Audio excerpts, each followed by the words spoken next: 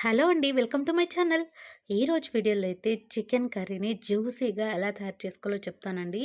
అలా గ్రేవీ మరియు ఫ్రైలా కాకుండా మీడియం స్టైల్‌లో చేసుకోవచ్చు. చాలా టేస్టీగా ఉంటుంది. సో, దీనికైతే నేను ఇక్కడ ఒక హాఫ్ కేజీ వరకు చికెన్ తీసుకొని నీట్‌గా వాష్ చేసేసుకున్నానండి. మనకు ముక్కలనేటివి మీడియం సైజులో ఉంటే ఫ్రైకి కానీ, పులుసుకి కానీ చాలా బావుంటుంది.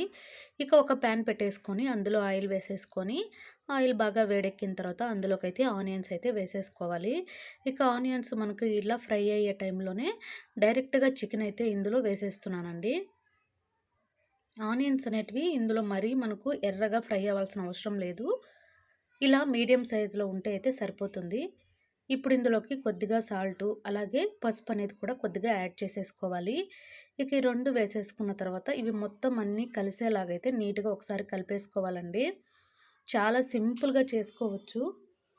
ఎవరైనా చేసుకోవచ్చండి. చాలా ఈజీగా ఉంటుంది. వంట రాని వాళ్ళు కూడా ఒక్కసారి ఈ రెసిపీ చూసారంటే ఈజీగా చేసేసుకోవచ్చనమాట.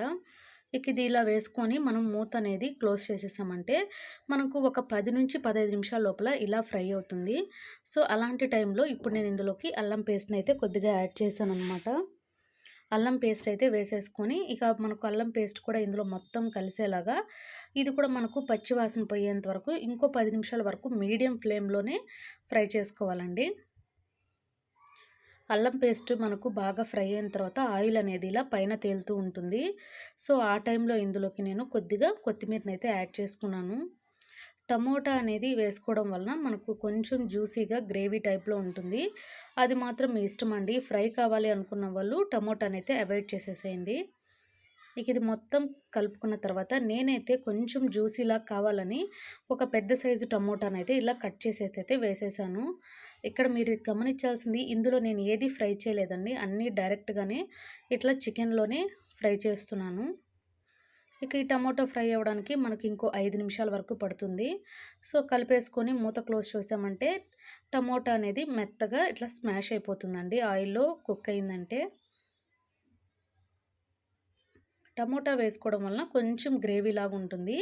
మనం రైస్‌లో అయినా కలుపుకొని తినొచ్చు తినేటప్పుడు. మనకింకా టమోటాలు ఇవన్నీ ఏసాం కాబట్టి అడుగు అంటుతూ ఉంటుందండి. అందుకని మనము ఒక 5 మినిట్స్‌కి అలాగా కలుపుకుంటూ ఉండాలి.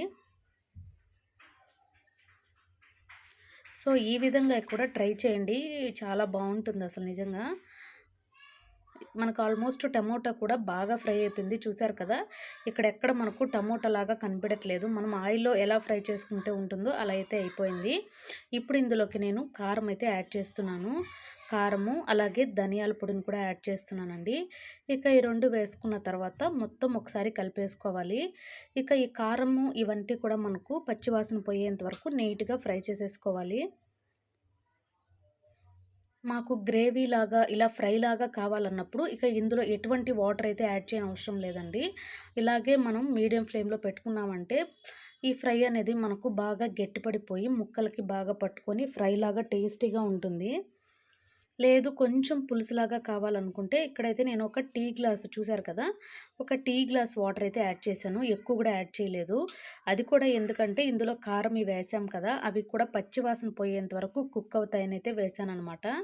ఇక ఇది వేసేసుకొని మొత్తం అడుగనేది అంటుకోకుండా మొత్తం కలిపేసుకొని మూత అనేది క్లోజ్ చేసేసామంటే ఇది గ్రేవీ లాగైతే మనకు రెడీ అయిపోతుంది. రైస్‌లోకి ముక్కతో పాటు ఈ గ్రేవీని కూడా తింటూ ఉంటే టేస్ట్ చాలా బావుంటుందండి. ఇక దీంట్లోకి కొద్దిగా చికెన్ మసాలా, కొద్దిగా గరం మసాలాను కూడా వేసుకున్నారంటే ఇక చూసారు కదా! పర్ఫెక్ట్ అండి. ఇలా గ్రేవీ లాగైతే రెడీ అయిపోయింది. దీన్ని రైస్‌లోకి తింటున్నా, చపాతీలోకి తింటున్నా చాలా సో, మీరు కూడా అయితే ఒకసారి ట్రై చేయండి. చాలా చిక్కగా, టేస్టీగా చూసారు కదా ఎలా ఉందో. సో, ఫైనల్‌గా మనకు ఫ్రై కమ్ ఇలా గ్రేవీ టైపు కర్రీ అయితే రెడీ అయిపోయింది. చాలా బావుంటుంది. వీడియో నచ్చితే తప్పకుండా లైక్ చేయండి. ఛానల్‌ని అయితే సబ్స్క్రైబ్ చేసుకోండి. Thank you for watching.